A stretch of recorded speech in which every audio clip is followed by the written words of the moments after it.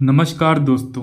जो previous year की जो क्वेश्चन पेपर जो अपन सॉल्व कर रहे हैं उसी सीरीज़ को अपन यहाँ पर कंटिन्यू करने वाले हैं। तो 2 मार्क्स के जो क्वेश्चन है वो अपन यहाँ पर कुमार ब्रज के सॉल्व करने वाले हैं। तो सबसे पहला क्वेश्चन है बाल चतुर्भद्रा चूर्ण के घटक द्रव्य। तो बाल चतुर्भद्रा चूर्ण जो है वो उसके घटक द्रव्य में आपको श्लोक याद कर लेना है। घन कृष्णा अरुणा श्रृंगी चूर्ण चौधरेण संयुक्तम शिशो ज्वर अतिसारधन श्वास का स्वमनिहारम। तो घन किसको बोला है? जो साइप्रस रोटेंडस या फिर जो मोथा होता है उसको घन बोला है। कृष्णा जो पिप्पली होती है वो पिप्पली है, ठीक है। अरुणा अतिविषा का पर्याय है, ठीक है। अरुणा अतिविषा को बोला है। श्रृंगी है ना, श्रृंगी। और इसके साथ साथ इन चारों का चूर्ण, मतलब इन चारों के चूर्ण को अपन को शहद के साथ साथ लेना है। इसका प्रयोग कहाँ का करेंगे? ज्वर अतिसार में की चिकित्सा में इसका प्रयोग करेंगे। इसके बाद में नेक्स्ट क्वेश्चन आता है क्रैमर्स क्राइटेरिया। तो जो क्रैमर्स क्राइटेरिया है ये कैसे रिलेटेड है? The progression of the yellow discoloration of the skin from head to feet और cephalocaudal progression was done by using Kramer's scale. तो जो क्रैमर्स क्राइटेरिया है, जो क्रैमर्स स्केल है, ये येलो डिस्कलरेशन जो न्यू बॉर्न बेबी होता है उसमें इसको एस्टिमेट करने के लिए इसका यूज़ किया जाता है। तो the scale consist of 5 specific zone. तो फर्स्ट जोन अगर प्राइमरी लेवल का है तो उसके हेड और नेक में देखने को मिलेगा। फर्स्ट जोन ये है। सेकेंड जोन अपर ट्रंक, मतलब कि अपर ट्रंक में सेकेंड जोन। थर्ड जोन क्या है? लोअर ट्रंक और थाइस। और fourth zone arms and lower leg. और फिफ्थ जोन जो है वो पाम एंड सोल। तो ये लेवल जैसे जैसे बढ़ते जा रहे हैं वैसे वैसे येलोनेस जो है डिस्कलरेशन है उसकी स्किन में बढ़ते जा रहा है। इसके बाद में 2 वर्ष के बालक में शारीरिक एवं मानसिक वृद्धि के लक्षण। तो 2 वर्ष के बालक में अपन को क्या क्या शारीरिक और मानसिक वृद्धि देखने को मिलेगी? देखो 24 मंथ हो जाएगा ना 2 वर्ष। तो वहाँ पर वो turn page of book single, मतलब कि जो बुक है उसके पेज को टर्न करने लगेगा। टर्न डोर नॉब, जो गेट है वो खोलने लगेगा, है ना। तो unscrew lid, make tower of 6 to 7 cubes, है ना। तो जो बच्चे जो खेलते हैं वो टॉवर वगैरह बना सकते हैं जो क्यूब्स होते हैं उससे। And immediately horizontally and vertical line, जो वर्टिकल लाइन हॉरिजॉन्टल लाइन ये खींच पाएंगे। ये तो एक बार की मानसिक वृद्धि बोल सकते हैं। और शारीरिक में जो 2 साल का बच्चा है उसका जो वेट है वो 4 गुना बढ़ जाएगा उसके करंट वेट से। मतलब कि 2.5 अगर उसका वेट था बर्थ पे तो उसके 4 गुना बढ़ जाएगा। और उसकी हाइट कितनी हो जाएगी? 90 सेंटीमीटर। इसके बाद में काश्यप अनुसार वय के भेद। तो काश्यप जी ने वय के भेद देखो कैसे माने हैं? 3 प्रकार से माने हैं। गर्भ, बालक और कुमार। 3 क्या क्या माने हैं? गर्भ, बालक और कुमार। पुनः भेदानुसार 3 प्रकार उनने माने हैं, यौवन, मध्यम और वृद्ध। इसके बाद में नेक्स्ट क्वेश्चन कुकुणक चिकित्सा। कुकुणक मतलब कि एक नेत्र संधिगत रोग है, नेत्र का रोग है, ऑप्थेल्मोलॉजी से एक रिलेटेड ये रोग है। इसमें जो विभिन्न आचार्यों के विभिन्न मत है। काश्यप जी ने क्या माना है? धात्री युग पूर्वक इसका शोधन करने के लिए कहा गया है चिकित्सा में, क्योंकि इसके जो स्तन्य की जो दोष होंगे उसके कारण ये रोग ऐसा मानते हैं काश्यप जी, ठीक है। तो दोषों का पाचन, स्तन्य निर्हरण, पथ्य सेवन, अपथ्य का त्याग, निर्मल वस्त्र धारण, स्वच्छ तथा कलेश रहित निवास, है ना। तो ये धात्री की चिकित्सा करनी है। सबसे पहले इसको दोष का जो पाचन करना है, स्तन्य का निर्हरण करना है, पथ्य का सेवन कराना है, अपथ्य का त्याग कराना है। इसके साथ साथ वस्त्रों का अच्छे निर्मल वस्त्रों का धारण करवाना है और स्वच्छ और कलेश रहित निवास में उसको स्थान कराना है।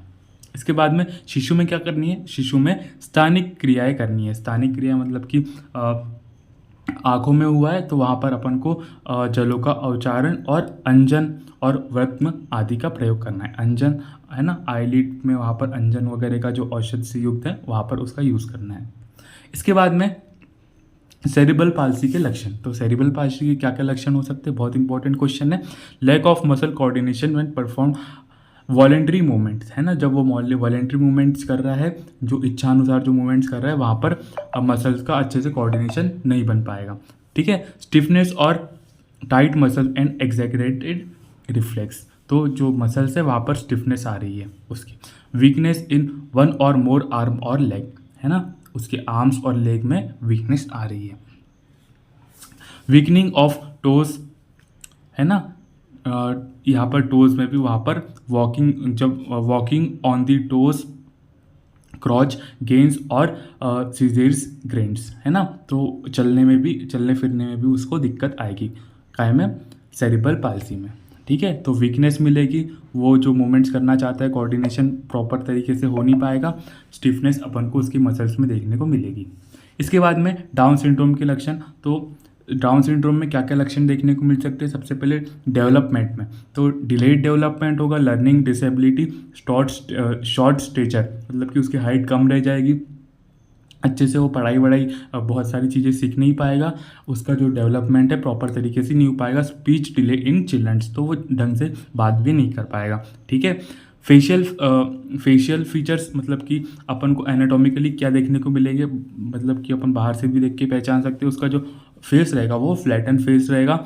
स्मॉल हेड, जो हेड है उसका छोटा रहेगा। शॉर्ट नेक उसकी छोटी रहेगी। प्रोट्रूडिंग टंग, है ना। बिहेवियर सिम्टम्स क्या क्या देखने को मिलेंगे। डिफिकल्ट इन पेइंग अटेंशन, ध्यान नहीं दे पाएगा, अटेंशन नहीं दे पाएगा, कंसंट्रेशन नहीं बनेगा उसका, है ना। ऑब्सेसिव एंड कंपल्सिव बिहेवियर देखने को मिलेगा।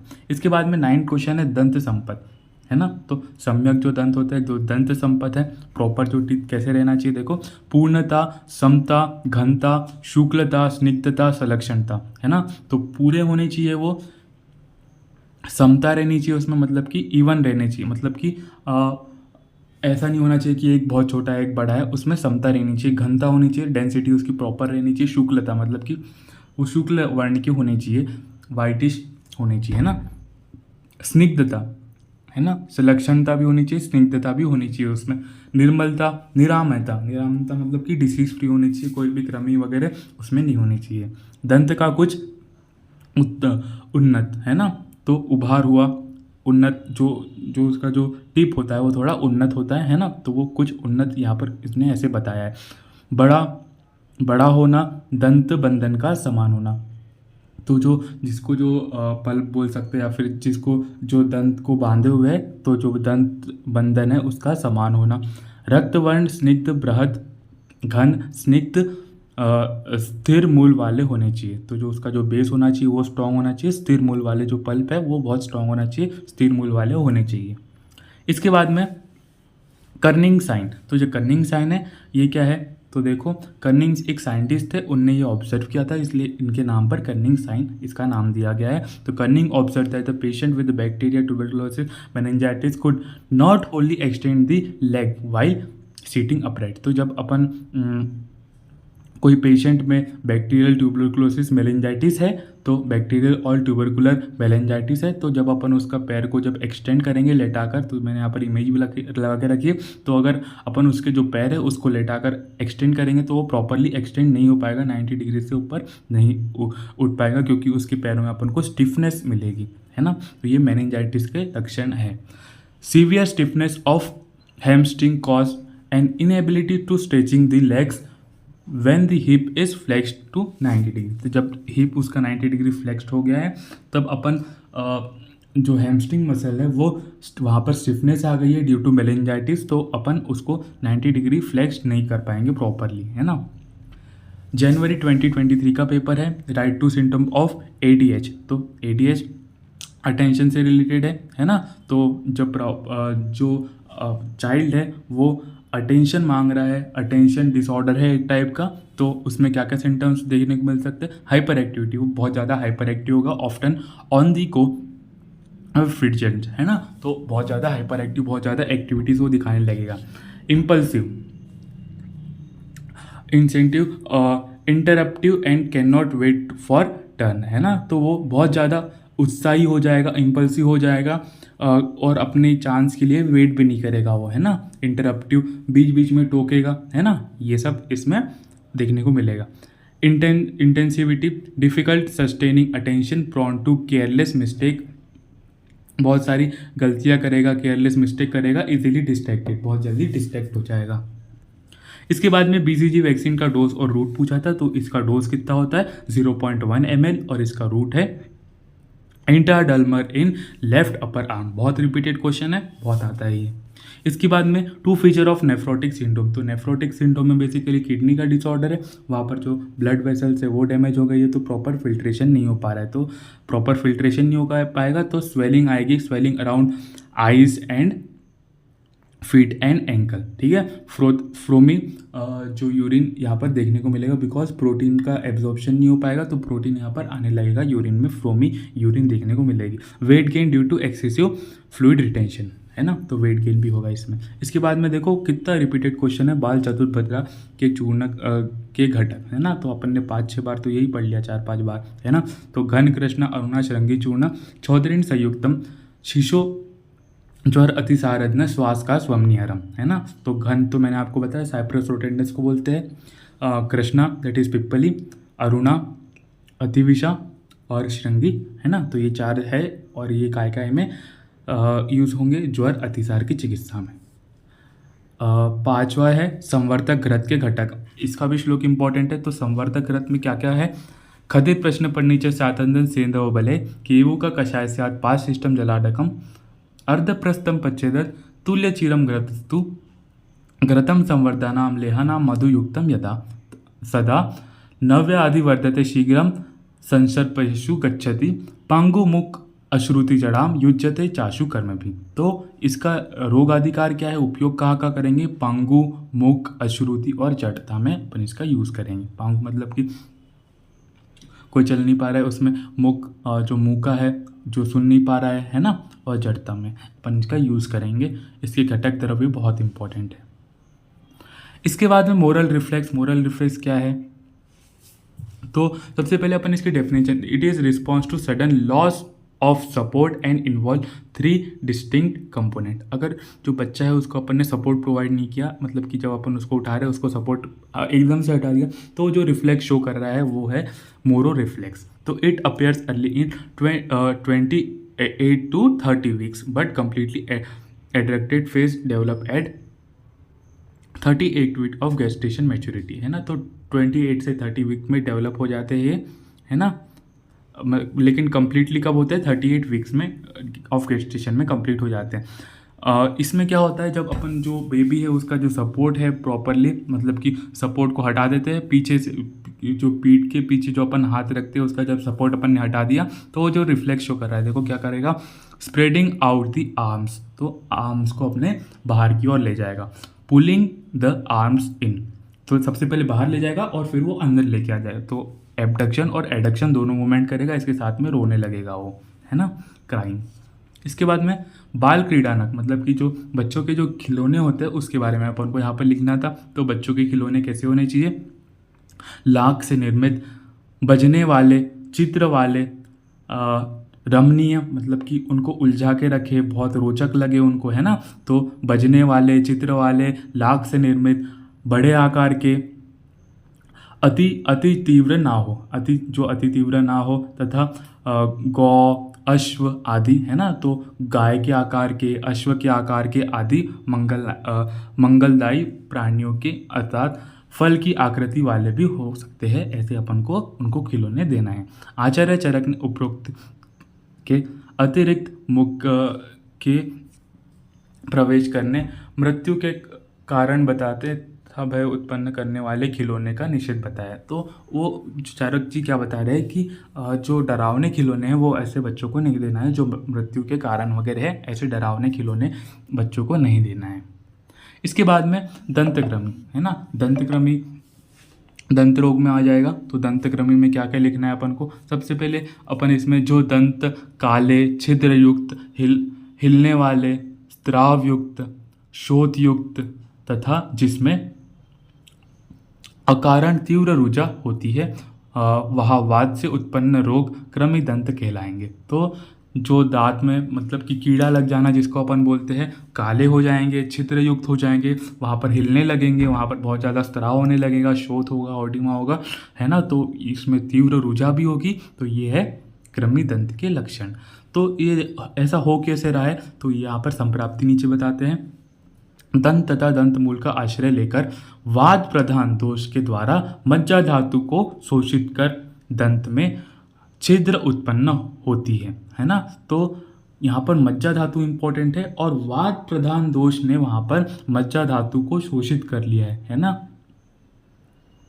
तो मज्जा धातु को शोषित कर लिया है वात प्रधान दोष ने, जिसके कारण वहाँ पर छिद्र हो गया है। तो यहाँ पर अगर छिद्र हो गया है तो वहाँ पर जब अपन वो अन्न खाएगा, अन्न देखो इसमें अन्न मल भर जाने पर सड़ने के कारण सूक्ष्म कृमियों की उत्पत्ति हो जाएगी। तो वहाँ पर अगर छिद्र बन गया है तो वहाँ पर अन्न वगैरह का मल है वहाँ पर भर जाएगा, और अन्न भरने के कारण वहाँ पर कीड़े उत्पन्न होंगे, कृमि की उत्पत्ति हो जाएगी। अकारण तीव्र वेदना तथा स्वयं शांति हो जाना, इसके साथ साथ ही शोथ, मतलब कि एकदम से बहुत ज़्यादा पेन होने लगेगा, तीव्र वेदना हो जाएगी, फिर एकदम से शांत हो जाएगा, उसके बाद में इसके साथ साथ शोथ, कृष्णता, हिलना है ना, तो हिलने भी लगेगा वो, पूई, इसके साथ साथ रक्तस्राव भी होने लगेगा। ऐसे लक्षण कृमि दंत में अपन को देखने को मिलेंगे। इसके बाद में अपन नवजात शिशु भार एवं लंबाई, तो जो न्यूबॉर्न बेबी है उसकी भार और लंबाई भी बहुत बार पूछी जा चुकी है। तो इसका बर्थ में 2.5 kg अप्रॉक्स वेट होता है, और इसकी लेंथ कितनी होती है 50 सेंटीमीटर। इसके बाद में रूटिंग रिफ्लेक्स, तो रूटिंग रिफ्लेक्स देखो सितंबर 2023 के पेपर में आया है। Rooting reflex is the automatic oral action of healthy newborn baby. तो ओरल रिफ्लेक्स एक्शन है ये, है ना, ऑटोमेटिक ओरल एक्शन है ऑफ हेल्दी न्यूबॉर्न बेबी का।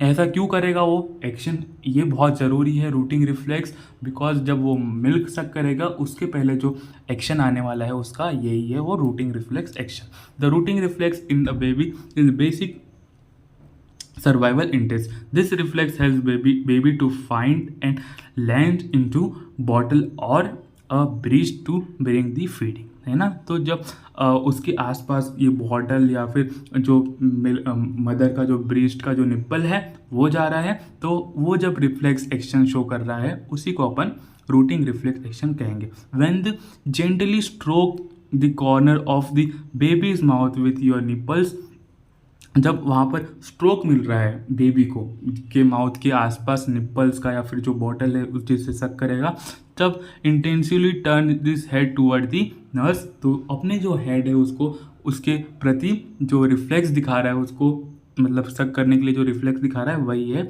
Routing reflex. Then they should open this mouth and start to make the turn thrusting और sucking motion, है ना। तो उसके माउथ को मूव करके वो सक करना स्टार्ट करेगा वहाँ से। तो यही है रूटिंग रिफ्लेक्स एक्शन।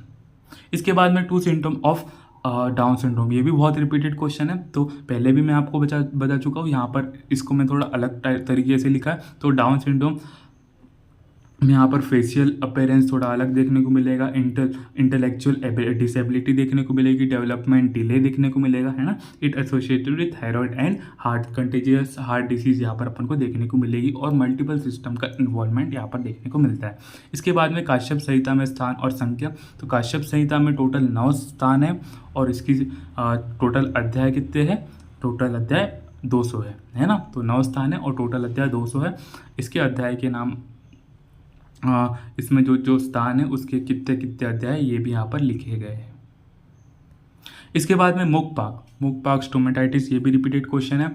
शिशु का पोषण धात्री द्वारा होने के कारण स्तन्य के द्वारा दोष भी बालकों में पहुंच जाते हैं। तो स्तन्य के द्वारा भी जो दोष है वो बालकों में पहुंच जाएंगे, इसके कारण ये मुखपाक हो रहा है, स्टोमेटाइटिस हो रहा है, ऐसा आयुर्वेद में बताते हैं। तथा शिशु में मुखपाक एवं धात्री में ज्वर आदि लक्षण उत्पन्न हो, तो शिशु में मुखपाक होगा और धात्री में भी ज्वर जैसे लक्षण देखने को मिलेंगे। तो इसकी चिकित्सा में क्या है, बच्चों में मुखपाक रोग में आमसार का चूर्ण, लोह भस्म, गैरिक, मधु और रसांजन एकत्र मिश्रित कर लगाने का निर्देश दिया गया है ना। तो ये जो द्रव्य है लोह भस्म, आमसार का चूर्ण, गैरिक, मधु, रसांजन, इन सबको अपन को मिक्स करके इसमें मधु मिक्स करके अपन को बच्चे के मुंह में लगाना है, ठीक है। दारू हरिद्रा यष्टि मधु हरितिकी जाति पत्र के क्वाथ में मधु मिश्रित कर धावन कराने का निर्देश दिया गया है ना। इसके बाद में कोई भी अपन को कृमिहर औषधियों का नाम बताना है, तो अपन मॉडर्न की लिख सकते हैं, इसमें आयुर्वेद भी लिख सकते हैं। तो इतनी सारी लिखी है मैंने, देखो नींबाष्टक चूर्ण लिख सकते हैं, विडंग आदि चूर्ण लिख सकते हैं, विडंग आदि तेल लिख सकते हैं, है ना। पलाश पित्त चूर्ण लिख सकते हैं। और मॉडर्न की एल्बेंडाजोल, मेबेंडाजोल, ये भी बहुत रिपीटेड क्वेश्चन है, बहुत बार आया है ना।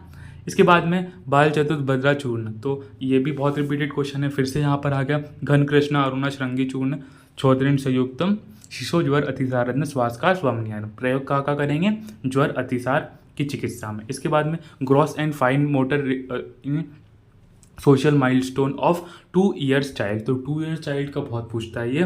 तो 2 ईयर्स चाइल्ड में देखो ग्रॉस मोटर क्या क्या देखने को मिलेगा, देखो running, kicking a ball, goes upstair and downstair 2 feet step, है ना। तो भागने लगेगा, किक करने लगेगा और सीढ़ियों पे चढ़ने लगेगा, ठीक है। इसके बाद में फाइन मोटर्स क्या क्या देखने को मिलेगी, टर्न पेज ऑफ बुक, ये देखने को मिल रहा है। तो ये पहले भी रिपीटेड क्वेश्चन था, तो यहाँ पर वहाँ पर फाइन मोटर पूछे थे, बस यहाँ पर ग्रॉस मोटर भी पूछा है। तो फाइन मोटर में क्या क्या है, turn pages of book, turn डोल नॉब, है ना। तो unscrew lead, make tower of 6 to 7 cubes, immediate horizontal और वर्टिकल लाइन वो बनाने लगेगा, है ना। इसके बाद में कुछ क्वेश्चंस यहाँ पर मैंने सॉल्व करने के लिए दिए हैं। चरकने स्तन्य दोष की संख्या एवं नाम कौन से माने हैं। इसके बाद में सेकंड क्वेश्चन है, बच्चों में वजन बढ़ाने वाली 2 औषधियों के नाम लिखना है। Define low birth weight LBW और स्तन्य अपनयन क्या होता है। तो ये क्वेश्चन आपको सॉल्व करके कमेंट बॉक्स में इसके आंसर लिखना है, ठीक है दोस्तों, धन्यवाद।